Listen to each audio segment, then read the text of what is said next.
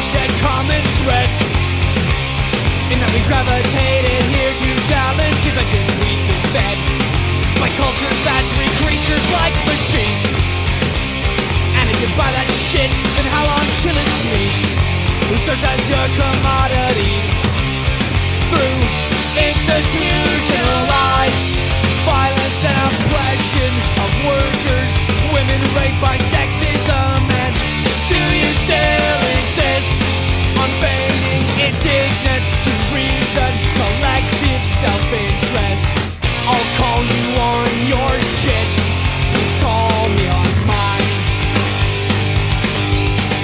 Yeah, then we can grow together, make this shit more fun and better in time. Consider someone else. Stop consuming animals. I speak aside what is recognized as the border between reason and sanity. I consider it a measure of my humanity to be written off by the living grace of a billion murdered lives. And I'm not ashamed of my recurring dreams about me and a gun and a different species of carnage strewn about the stock type of factories of farm. Still I know as well as anyone it does less good than harm. To be honest with the conscience feed my lies, you cannot deny that me is still murder, Gary's still rape, and I am still as stupid as anyone, but I know my mistakes. And I have recognized one form of oppression, now I recognize the rest. Life's too short to make others shorter.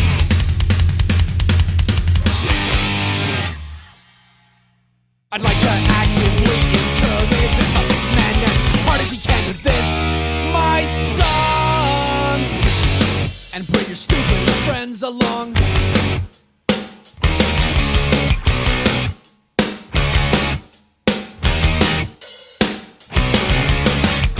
Wrote this song 'cause it's fucking boring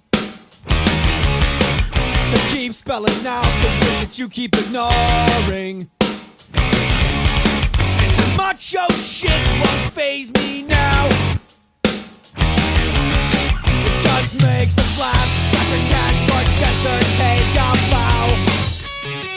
'Cause did you know that when I was 9, I tried to fuck a friend of mine? He was 8, then I turned 10.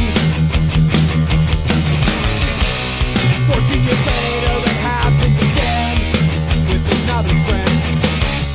This time me on the receiving end.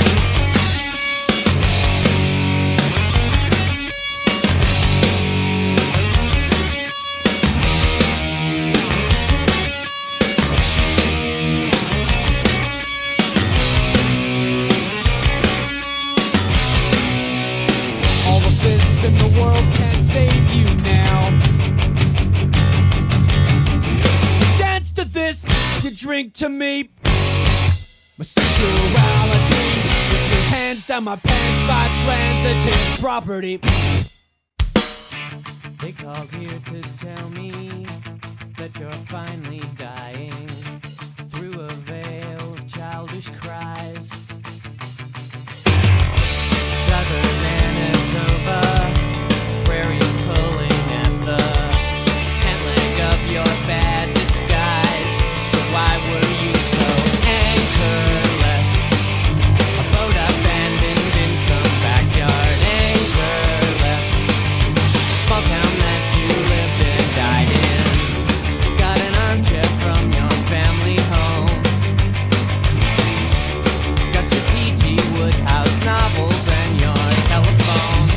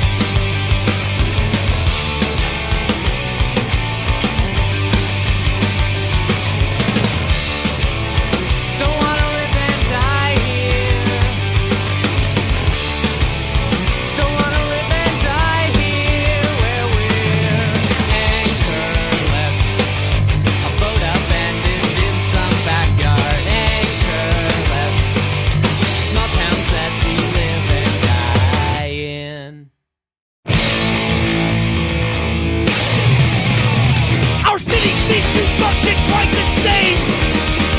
Sweeping ghettos under one big rug makes them easy to contain.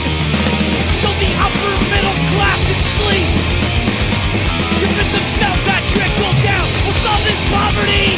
Murderers walk our streets. The weapons of their princess policies. We are campaigns that ride the spoils of war against the lazy, shiftless population of the poor. This system cannot be reformed. The opinions expressed in the following message are those of the Shell Petroleum Company, and in no way misrepresent the business interests of the corporate-owned media in which it originally appeared. People have the right to the truth, unvarnished, even uncomfortable, but never subjugated to a cause, however noble or well-meaning. They have the right to clear thinking. Slogans, protests and boycotts don't offer answers. It has been suggested that Shell should pull out of developing nations altogether. The oil would certainly continue flowing, the business would continue operating, the vast majority of employees would remain in place. But the sound and ethical business practices synonymous with Shell, the environmental investment, and the tens of millions of dollars spent on community programs would all be lost. Again, it's the people of developing nations that you will hurt. It's easy enough to sit in your comfortable homes in the West, calling for sanctions and boycotts against a developing country, but you have to be sure that knee-jerk reactions won't do more harm than good. Some campaigning groups say we should intervene in the political process in developing nations, but even if we could, we must never do so. Politics is the business of governments and politicians. The world where companies use their economic influence to prop up or bring down governments would be a frightening and bleak one indeed.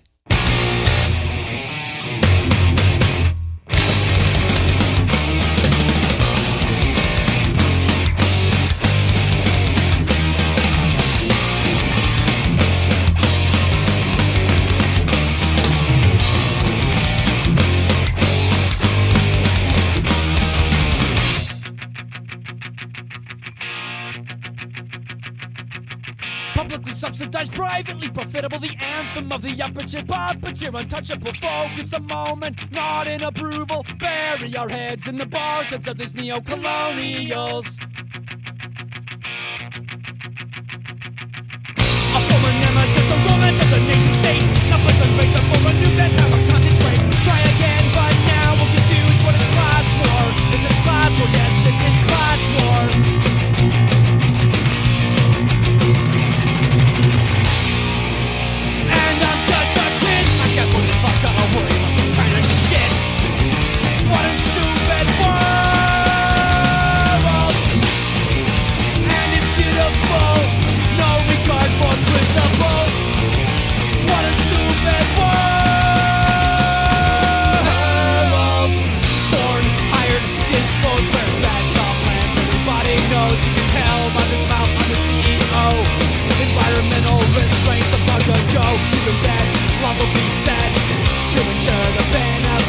Unrestricted labor laws kept in place by displaced government death squad. They own us. They own us. Produce us. Consume us. They own us. They own us. Produce us. Consume us. Can you fucking believe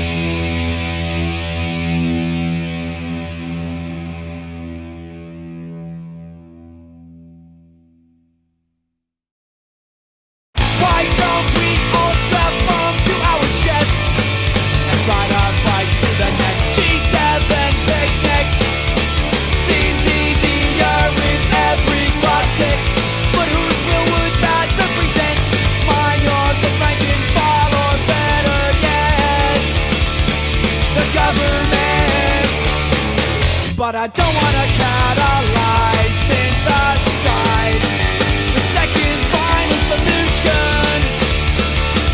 Don't wanna be the Steve Smith of the revolution. See the analogy when the Oilers, the World Bank, the Flames. 2 minutes remain in the 7th game of the best of 7 series. Yeah, Jesus saves, Gretzky scores. The workers slave, the rich get more. One wrong move, we risk the cup. Play the man, not the puck.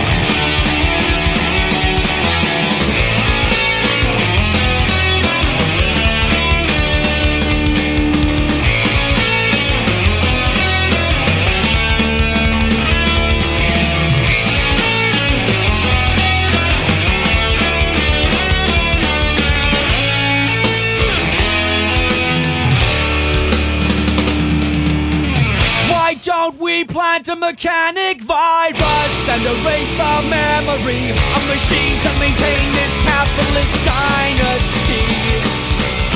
And yes, I recognize the irony. The system I oppose affords me the luxury of biting the hand that feeds. That's exactly why privileged fucks like me should feel obliged to whine and kick and scream. Yeah, till everyone has everything they need. Wake up coughing tired with my face in my hands, staring at the window as the sunlight demands action, all the energy it takes to close these bedroom blinds. Wrote the selfish sadness on a bathroom wall, spent half the span of someone's culture rise and fall, but I'm as clueless as a drooling 4-year-old. Still hoping I might find the capacity to let you know I know you're lonely. So here's the last call for regrets, the final slow dance through the days that we all hold on to. Here's the promises I've made, tied too tight to undo, an unwrapped gift from me. Slightly insane on the 18 North Main, reaching for a small town downtown night rain. Nothing I can say could be worth saying anyway today. Like, hey, whatever happened to what's that guy saying? We get a little older and we look the same as scamps. Excuse my failing sense of humor. Still hoping I might find the capacity to let you know that we're all lonely. So here's the last call for regrets, the final slow dance through the days that we all hold on to. Here's the promises I've made, a razor blade, this broken piece of chain, a history left to rust out in the rain.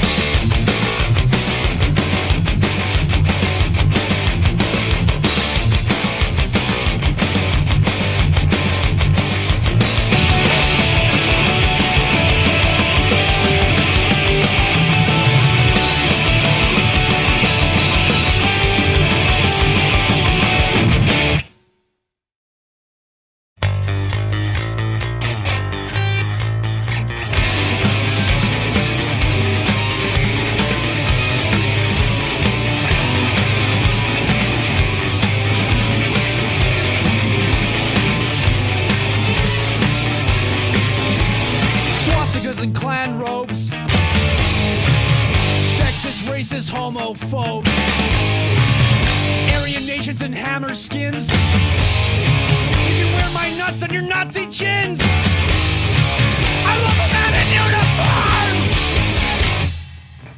Just what exactly are the great historical accomplishments of your race that make you proud to be white? Capitalism, slavery, genocide, sitcoms? This is your fucking white history, my friend. So why don't we start making a history worth being proud of and start fighting the real fucking enemy? Swastikas and clan robes, sexist, racist, homophobes. This one's for the master race. My brown power ass in your white power face! Kill them all and let a Norse god sort them out!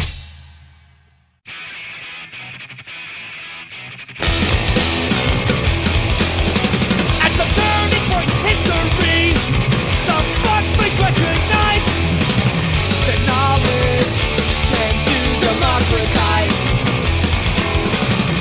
culture, societies. So the only thing to do when not classifying is to freeze clerics and elites who best resigned to serve. 'Cause if the rabble heard the truth, they organize against power, privilege, wealth for the few and no one else. Did it occur to you? It's exactly the same today.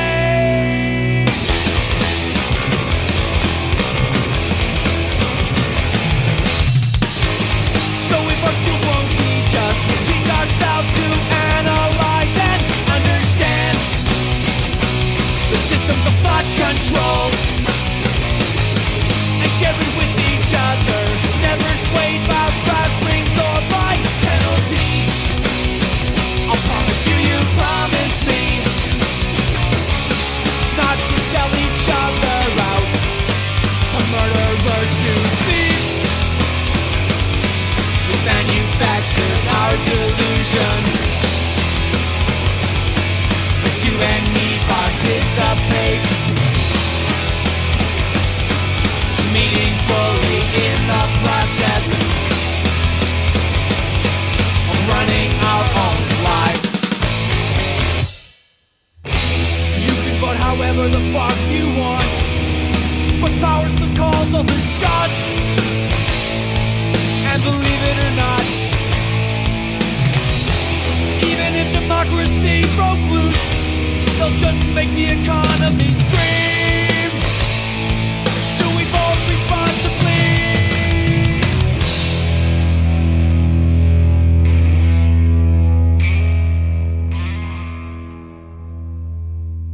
The real prospects for authentic democracy depend on something else. They depend on how the people in the rich and the privileged societies learn some other lessons. For example, the lessons that are being taught right now by Mayans in Chiapas, Mexico. They're among the most impoverished and oppressed sectors in the continent, but unlike us, they retain a vibrant tradition of liberty and democracy, a tradition that we've allowed to slip out of our hands or simply be stolen from us. And unless people in the rich here and other rich and privileged societies, unless they can recapture and revitalize that tradition, the prospects for democracy are indeed dim. Does it seem strange to you? The confetti, the balloons, the white grins, the victory dance to welcome in the air to a state of disrepair. This sure seems strange to me.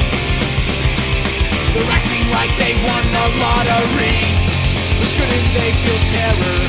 Fantastic lies ahead. Defeated house of people. The system's left for dead. Could I have hit the nail much harder on the head? It's promised me for lives. They are motivated by greed. First they taught us to depend on their nation states to mend our tired minds, our broken bones, our bleeding limbs.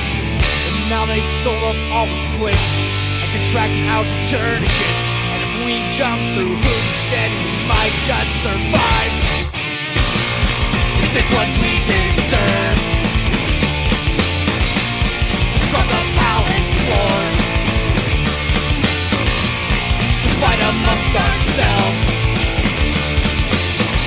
as we scramble for the crumbs they spit out, frothing at the mouth about the scapegoat that they chosen for us. With every racist pointed finger, I hear the two steps getting closer. They no longer represent us. Is it not our obligation